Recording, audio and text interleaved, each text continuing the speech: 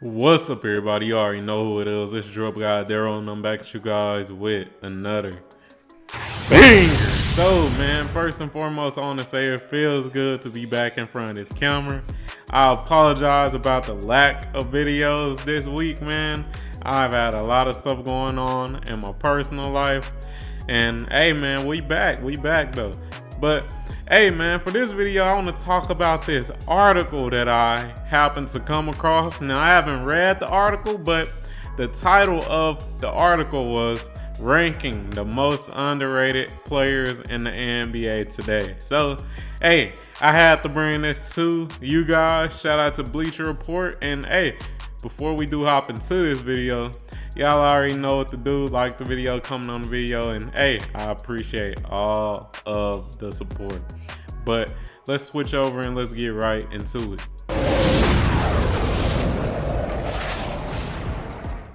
Alright, so as you guys can see, we all switched over, and y'all see the title, ranking the most underrated NBA players right now. So like I said, I have not read this article. All I did was see the title and I said, oh yeah, we gotta take a look at this. So let's scroll through it and let's get it, and I'll give my thoughts on if I think these players are underrated. Shout out to Dan Favale, man, the person who actually wrote the article. So shout out to him, but let's get it, man. Let's get it. So we're not about to read too much of this. We just want to see the players that he put. Let's be real. I know a lot of people don't got long attention spans, so I ain't gonna try to hold y'all up. Let's keep it a band, man. Let's keep it a band. All right, so at number 5, they got Santi Aldama from the Memphis Grizzlies. So I never really heard of him too much. So if I haven't really heard of him, that must mean that he is definitely underrated. But let's read and see what the author had to say about him.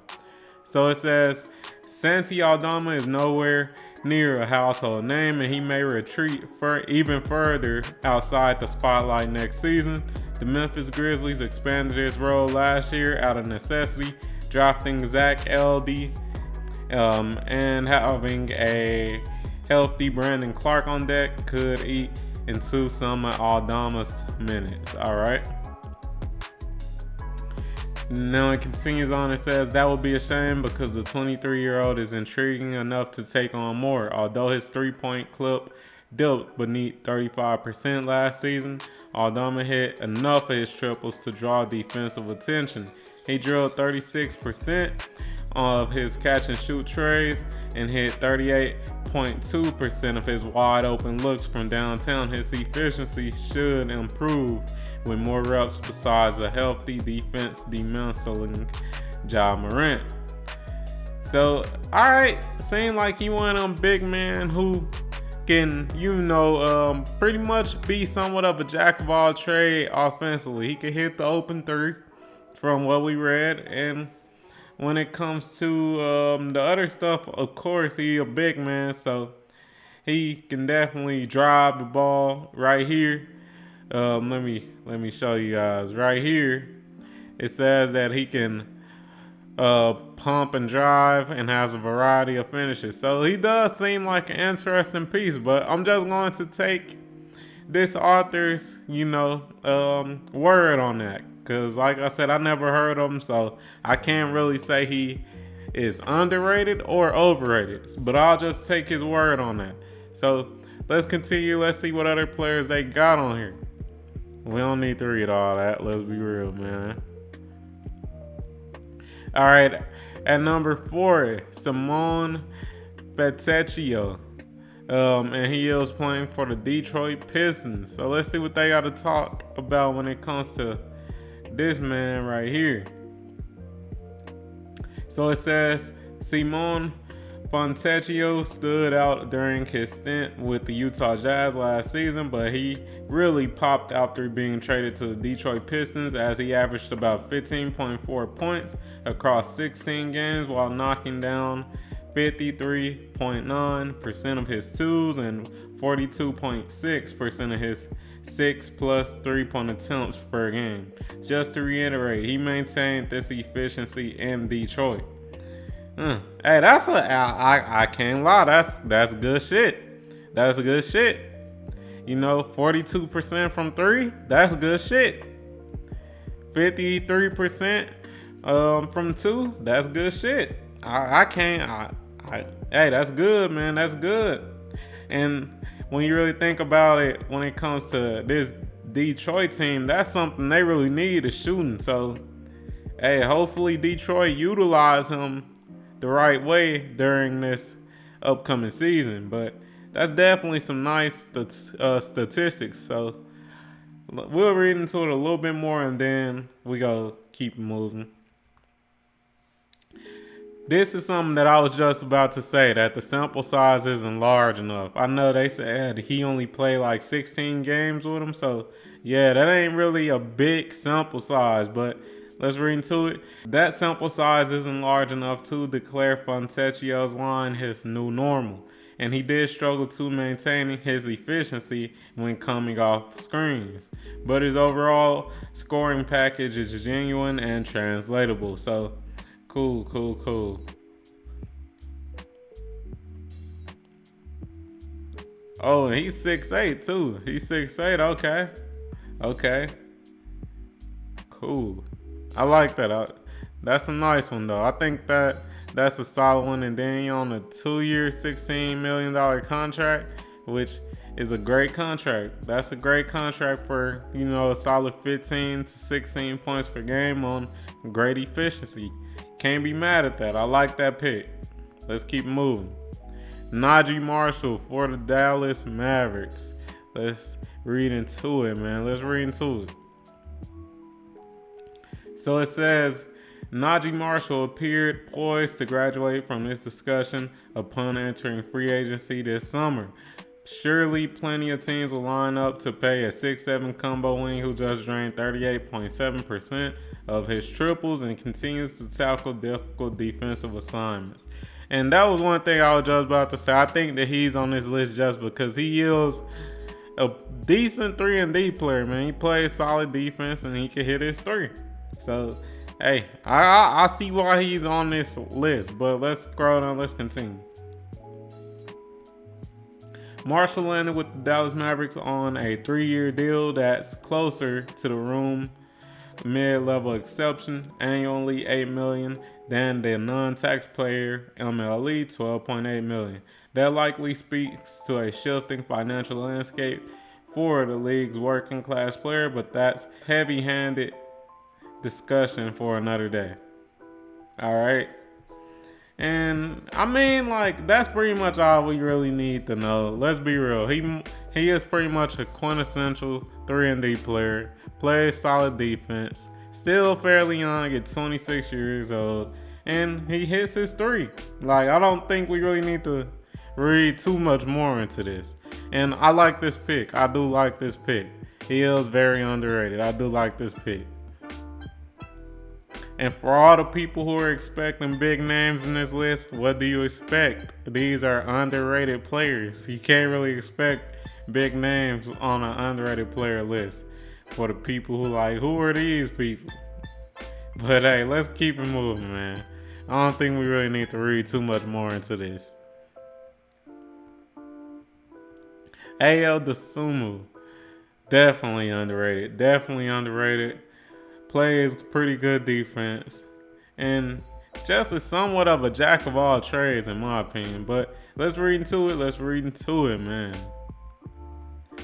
The 3-year, $21 million contract that Ayo Dosunmu signed with the Chicago Bulls last summer looked like a bargain in real time. It is certified highway robbery now. Exhaustive defense accounted for much of his acclaim entering last year.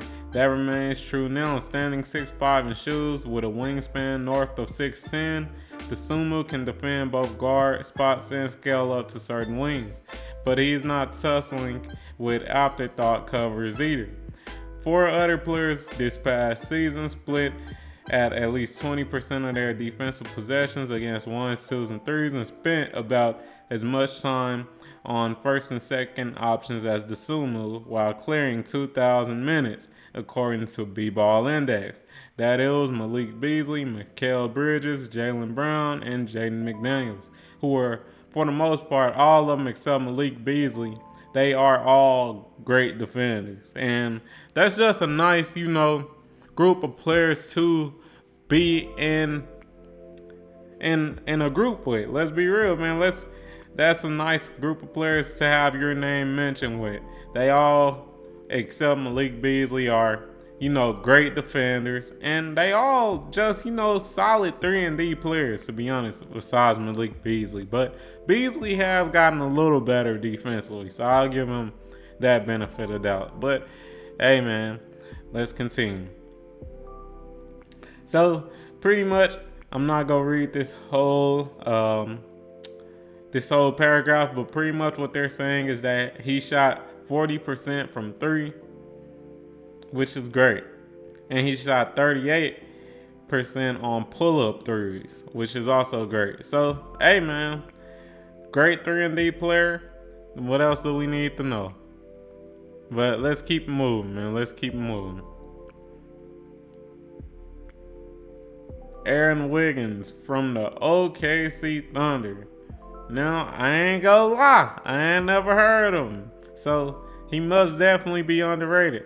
If I ain't never heard of him, he underrated. I'm gonna keep it real. But let's read into him, man, so that we can put him on our radar, So it says, Aaron Wiggins might not crack this list, let alone top it, if he were on another team. The Oklahoma City Thunder are so deep that he's yet to log 1,300 minutes in a single season through his first 3 years. So that's probably the reason why I'm sure a lot of us never heard of him, because he doesn't get that many minutes. Let's read into it some more.